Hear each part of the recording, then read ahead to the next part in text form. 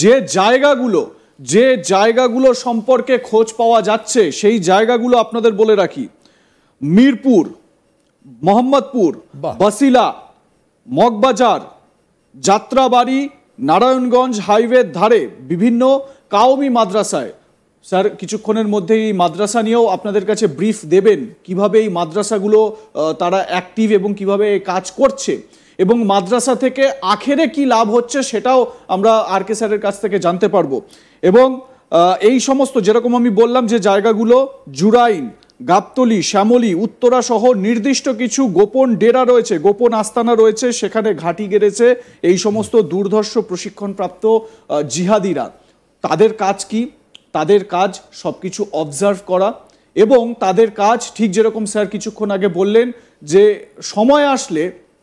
সীমান্তে এসে সেইখানে অ্যাক্টিভ হয়ে যাওয়া। এবং তারপর এরা যেরকম আমি প্রথমেই বললাম একেবারে সাধারণ মানুষের মতন, একজন রিক্সা চালান, একজন শ্রমজীবী মানুষ, ঠিক তার মতোই সে ওখানে কাজ করছে।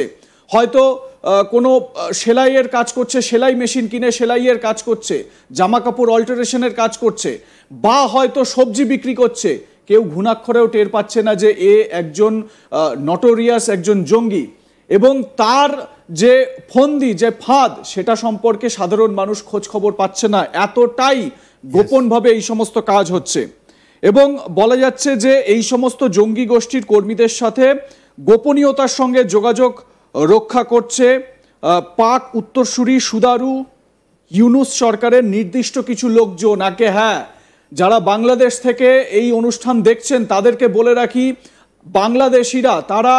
আমাদেরকে যা খুশি বলুন, কিন্তু তার আগে আপনাদের আশেপাশে ভালো করে চেক করে নিন, আপনাদের আড়ালে বা আপনাদেরকে ঢাল করে জঙ্গিরা সেখানে আশ্রয় নিচ্ছে না তো। মোহাম্মদ ইউনুসের উপদেষ্টারা, কিছুক্ষণ আগেই স্যার হাসনাত আবদুল্লার কথা বলছিলেন, যদিও হাসনাত আবদুল্লারা ইউনুসের উপদেষ্টা আর নেই, তারা বেরিয়ে এসছে, এবং নাহিদ ইসলাম সেও সেই উপদেষ্টার পদ থেকে বেরিয়ে এসেছে। কিন্তু আরও অনেক উপদেষ্টা রয়েছেন যারা এই সমস্ত জঙ্গি সংগঠনের সদস্যদের সঙ্গে যোগাযোগ রাখছে, এবং তারা সমস্ত রকম রিসোর্সেস এদেরকে প্রোভাইড করছে। স্যার কি বলবেন? আপনি যে জায়গাগুলো মেনশন করেছেন, জানেন কেন এই জায়গাগুলো মেনশন হয়েছে, কি করে আইডেন্টিফাই হলো? আইডেন্টিফাই হলো বিকজ ভাষা।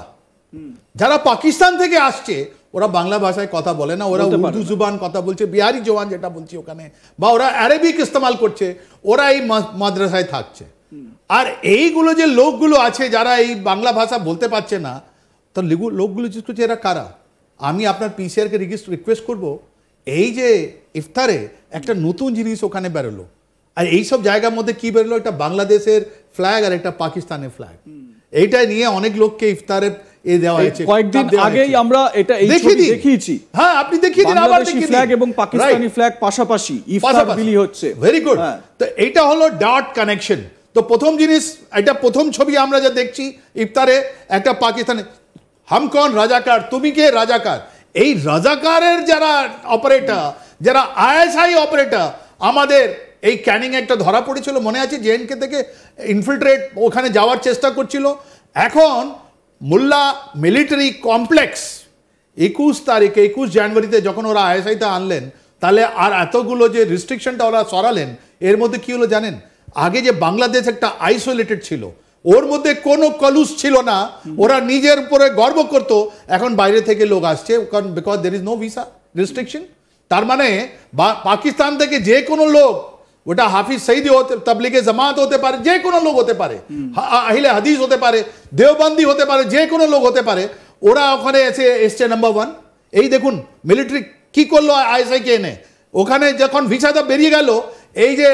এই যে আপনার উর্দু স্পিকিং লোক, যে আরবিক স্পিকিং লোক, এই যে জায়গায় ঢুকেছে, এরাই তো আইডেন্টিফাই হয়েছে আপনাদের, রাইট? এরা নাম্বার ওয়ান। নাম্বার টু, এরা ওখান থেকে বসে বড় বড় লোক, ওরা পুরো বাংলাদেশে এখন ছড়িয়ে পড়েছে, ওরা পুরো রিকনেসেন্স বলি আমরা, প্রিলিমিনারি রিকনেসেন্স, ওরা ডিপ অ্যাসেটস, ওরা গেছে ওই উপর দিকে গেছে, মানে উত্তর দিকে গেছে, দক্ষিণ দিকে গেছে, পূর্ব পশ্চিম, ওখানে যারা স্মাগলার গুলো আছে, যারা বর্ডারে স্মাগলিং করছে, ওদের সঙ্গে যোগ করেছে কি ভাই বাতাও এখানে কোথায় আমাদের কাটাতার নেই, কোথায় কত লোক যেতে পারে, ওইদিকে কে আছে, এইদিকে কে আছে। তার মানে একটা যোগ সংযোগ হয়েছে, আপনার ওইদিকের আইএসআই লোক, এইদিকে আমাদের স্মাগলার লোক, right? That is point two. Point three, ওরা অলরেডি পয়সা দিয়েছে আইএসআই কি তোমরা ডেক করো কেন যে পাকিস্তানে এখন দেখুন বালুচিস্তানে কি হয়েছে নর্থ ওয়েস্ট ফ্রন্টিয়ারে কি হয়েছে এখন ওদের ইমরান খানকে নোবেল প্রাইজ দেওয়ার জন্য একটা পলিটিক্যাল ইনস্টেবিলিটি আর ওখানে তো অনেক স্টুডেন্টগুলো বলছে মনির ওদের জনকে বলছেন তুমি রিজাইন করে দাও রাইট তো কি করে অ্যাটেনশন ডাইভার্ট কি করে ন্যারেটিভটা কি করে ডাইভার্ট করবেন कि আমাদের কাটাতার না থাকলে যেখান থেকে ইনফিল্ট্রেট করে আমাদের কাছে কলকাতা দখল করার জন্য